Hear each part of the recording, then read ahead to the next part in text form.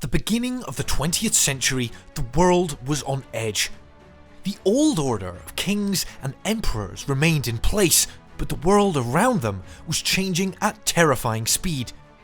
New technologies like dreadnought battleships, railways built for mobilization, and weapons designed to destroy on an industrial scale put a new age of warfare on the horizon. This dangerous armed peace depended on a fragile balance of power. War seemed to be inevitable. But years before any of this, in the 19th century, Queen Victoria had a surprising plan that was intended to guide Europe towards a united and peaceful future: marriage. The idea was to marry her children and grandchildren into the royal houses of Europe as a form of soft power. Each royal alliance could help unite the countries of Europe, spread British peace and liberal values across the continent, and even push back against the destabilising influences of revolution and war. In the 19th century, most of the countries of Europe were monarchies, many of those under autocratic rule. Queen Victoria's late husband, Prince Albert, hoped that Britain's constitution and its liberal democratic reforms would serve as a model for other countries. He wanted to achieve a balance of power. No one country was to become dominant enough to unleash the destruction of the Napoleonic Wars ever again. With these lofty ideals in mind, Queen Victoria's many children and grandchildren, whatever their limitations, effectively entered the world's most exclusive dating agency, with the highly manipulative matriarch arranging the outcomes. 8 of her 9 children would marry into European houses, and by the late 19th century, Queen Victoria had her 34 surviving grandchildren in her sights. The Queen put her favourite granddaughter, Princess Alexandra of Hesse, or Alex, under pressure to accept the future heir to the British throne, at a time when Britain's empire extended to almost a quarter of the surface of the globe. Alex, however, had already caught the attention of the heir to the Russian throne, a smaller but still significant empire. When Alex later married Nicholas II, the press celebrated their union as a shining new hope that would help to guarantee peace between the two great nations. But despite Queen Victoria's best efforts, things were not going to plan. A key flaw in Queen Victoria's matchmaking scheme had its origins in 1858 with the marriage of her oldest daughter Vicky to the handsome Prussian heir. Idealistic Vicky knew her father, Prince Albert, wanted her to spread British democratic ideas to the militaristic Prussian court, and so shape the future of a united Germany. In 1871, a collection of independent German states were united into one country by the blood and iron Prussian Chancellor Bismarck. But his Germany was a highly militarised semi-autocracy. Vicky saw her mission to steer the newly united Germany along British constitutional lines, but Bismarck outmanoeuvred her. Her British ideas were not just sidelined, but condemned in the German court, seen as unpatriotic, un-German. Vicky's husband died in 1888, shortly after he became emperor. All hopes now rested on their son. The vision of peace was under threat from the very grandson on whom Queen Victoria had placed her highest hopes, the German Emperor William, known to us as Kaiser Wilhelm II. The all-powerful emperor was taking steps that undermined the entire purpose of Queen Victoria's matchmaking and threatened peace in Europe. Almost 2 decades before the Great War, Vicky's letters to Queen Victoria reveal that her son was pursuing a hostile policy towards Britain. William showed a systematic enmity to the world status of the British Empire.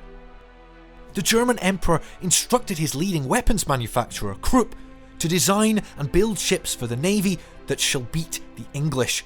This planned battle fleet was a clear threat to Britain and the balance of power in Europe.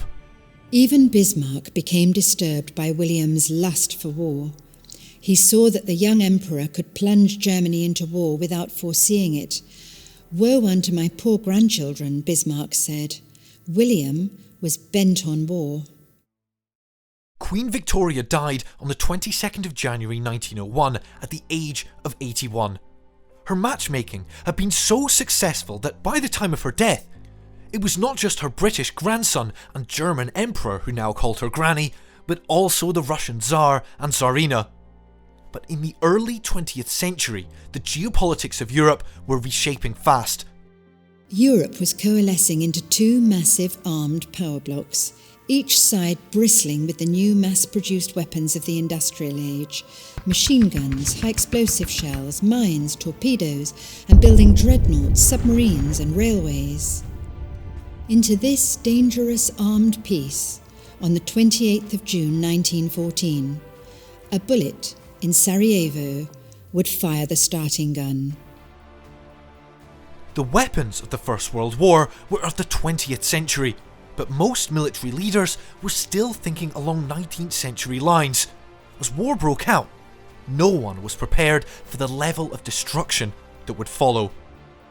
On the 22nd of August at Virton and elsewhere along Belgium's border, the dense fog lifted suddenly. French infantries were in clear sight of the German gunners, dressed in red trousers and blue overcoats. There were even bands playing. 27,000 Frenchmen died that day. Mass death on this scale had never been dreamed of. Men set off to war expecting to be home by Christmas, but found themselves locked in a war of attrition as trenches stretched across Flanders and France. Soon the war spread around the globe, drawing in Africa, Asia and the Pacific. At the Somme in 1916, the British bombardment of German lines was so intense that it could be heard across the Channel. Thousands of men continued to die every single day, while the most powerful of Queen Victoria's grandchildren clung on to their autocratic thrones. Queen Victoria's favourite granddaughter, the Tsarina, was convinced the Tsar was God's chosen one to take charge of the army while she led the government. Under her personal rule, guided by the corrupt faith healer Rasputin, 4 prime ministers and 3 ministers of war came and went in less than 18 months. Nothing could shake the Tsarina's fixed belief in Rasputin as a man sent by God to save her son and Russia. The result was that men of no ability oversaw the running of the war. Grain was rotting in Ukraine, and soldiers at the front could find themselves without boots, food, or even guns. There was an air of mutiny. Alex, the once shy girl, appeared out of control. She may have been an all-powerful autocrat, but the archives give compelling evidence that she was suffering from an acute mental health crisis. Alex was in a state of complete and incurable delusion, according to her brother-in-law. And for her mother-in-law, the Dowager Empress, she was quite simply insane. In March 1917, bread riots in Petrograd turned into a second revolution, and on the 15th of March, the Tsar and the Tsarina were the first of Victoria's grandchildren to lose their throne. Under guard, confined to 3 rooms in their vast palace, the once favourite granddaughter was under investigation for treason. Back in Britain, King George V knew of the dangers faced by his Russian cousins, but he refused to allow them refuge in England. He feared that harbouring the tyrannical Romanovs would threaten the stability of his own throne and the British monarchy. But it was left to the Kaiser to deliver the killer blow. Germany's war leaders needed to end the war in Russia quickly, before the Americans could join the Allies in the West. They transported the revolutionary Vladimir Lenin, leader of the Bolsheviks, from his exile in Switzerland back to Russia and bankrolled his fight against Russia's imperialist war. On the 7th of November 1917, Lenin's Bolsheviks overthrew the provisional government. As the Battle of Passchendaele rages on the Western Front, there's a sense that Europe has reached a point of no return. Nothing is working. There's a stalemate, and leaders are holding emergency sessions. What kind of world are they creating? How much longer can this go on? Now, a civil war broke out in Russia. To save his revolution, Lenin reformed the Tsar's secret state police, the Okhrana, as the Cheka. Anyone deemed an enemy of the revolution could now be killed without trial.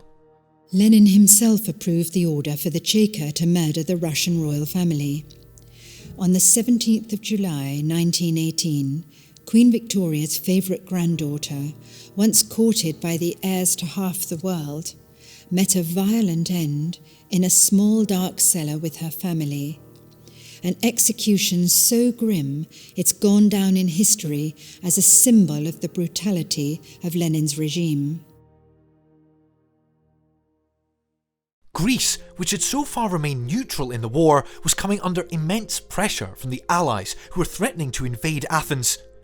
In June 1918, King Constantine was forced to abdicate in favour of his son. He and his wife, Queen Sophie, were exiled to Switzerland. The Kaiser's sister, Queen Sophie of Greece, had become the second of Queen Victoria's grandchildren to lose her throne. Greece then promptly joined the war on the side of the Allies. By November 1918, Germany was in a state of total collapse, facing military defeat, a naval mutiny, and fears of a Bolshevik revolution. Kaiser Wilhelm abdicated his throne on the 9th of November. At 2 in the morning the next day, the once mighty German emperor was woken and told a car was waiting. At the Dutch frontier, the guards took his sword and his application for asylum. Like any other traveller, he had to wait as they processed his claim. When he finally reached his sanctuary in Holland, almost as though it had all been a game, and he'd never really been an enemy of the British, he declared, "Now for a cup of real good English tea." The Kaiser was the third of Queen Victoria's grandchildren to lose their throne. He would never again return to Germany. One day later, on the 11th of November 1918, an armistice was signed between the Allies and the Central Powers, effectively bringing an end to the First World War. Germany, facing an economic crisis and potential invasion, agreed to terms that included the surrender of aircraft, warships, and the liberation of occupied territories. Over 15 million people died during the Great War. The Great War exorcised the leading autocracies of Victorian times. The German, Russian, Austro-Hungarian, and quite soon Ottoman empires were swept away. Of Queen Victoria's descendants, only 3 of her 7 crowned grandchildren would eventually retain their thrones. But they were not replaced with a steady march towards democracy and constitutional reform along British lines, as Victoria and Albert had hoped. In the confused and painful aftermath of the Great War, there was a marked rise in totalitarianism, as states east and west turned away from democratic institutions and liberalism. The Second World War and the subsequent Cold War were born from the foundations of a Europe deeply affected and totally changed by these events.